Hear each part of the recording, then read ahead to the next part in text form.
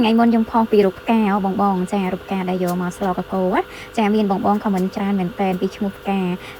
មានផ្កាកសាំងផ្កាចុងអង្គហើយនិងផ្កាអីផ្សេងទៀតចឹងណាបងអញ្ចឹងខ្ញុំចង់បញ្ជាក់ថាសម្រាប់ផ្កាដែលខ្ញុំយកមកស្លហ្នឹងមិនមែនជាផ្កាកសាំងទេបងនេះបងនៅខាងខ្ញុំសួរគេថ្ងៃមុនគេថាផ្កាចុងអង្គចានឹកឈ្មោះនៅខាងខ្ញុំគេហៅបែបហ្នឹងបងនេះជាលើកទី1ហើយដែលខ្ញុំបានស្លជាមួយនឹងផ្កាហ្នឹងណាព្រោះជាទូទៅខ្ញុំស្លតែជាមួយនឹងប្រភេទផ្កាល្ហុងចាធ្លាប់ដាក់ផ្កាល្ហុងចាហើយនឹងផ្កាប្រភេទផ្កាគៀដីអីចឹងទៅតែដល់មកដាក់ផ្កានេះគឺខ្ញុំអត់ស្គាល់ឈ្មោះមិនមែនអត់ស្គាល់ឈ្មោះទេបងគេប្រាប់ឈ្មោះដែរក៏ប៉ុន្តែយើងភ្លេចអញ្ចឹងណាទៅថ្ងៃមុនបងខមមិនពីឈ្មោះផ្កាច្រើនហើយខ្ញុំក៏បញ្ជាក់សួរអ្នកលក់ទៅគាត់ថា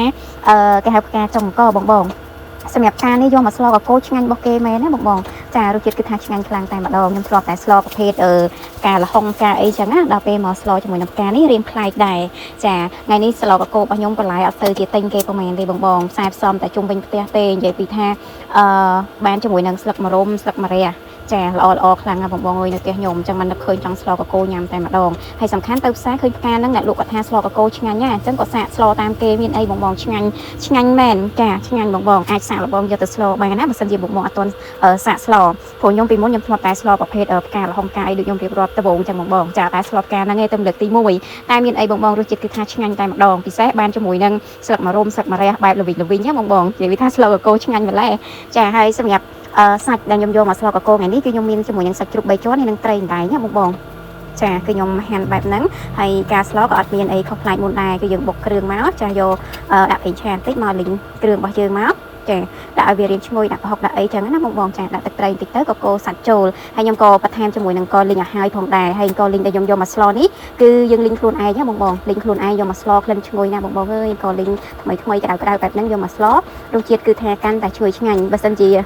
យើងទិញកលីងរបស់គេគឺគេលីងយូរទុកយូរអាចផ្អួរអាចអីចឹងណាបងចឹងទៅយកមកស្លគឺអត់សូវឆ្ងាញ់ទេអញ្ចឹងខ្ញុំស្លកកោអីគឺខ្ញុំតែងតែ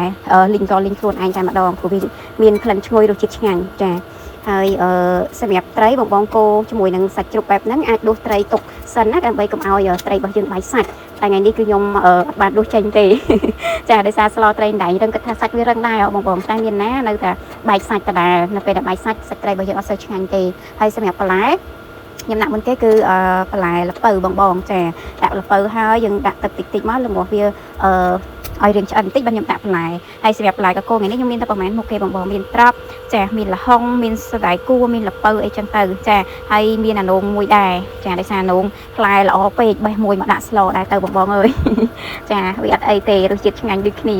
ចាហើយបន្ទាប់ពីដាក់បន្លែដាក់អីហើយគ្រាន់តែដាក់ទឹកល្ងាស់មកចតុះទៅគឺបន្លែរបស់យើងផុយភ្លក់យករសជាតិថែមតែស្លឹកឈើរបស់យើងមកជាការស្រេចใจបងចាហើយ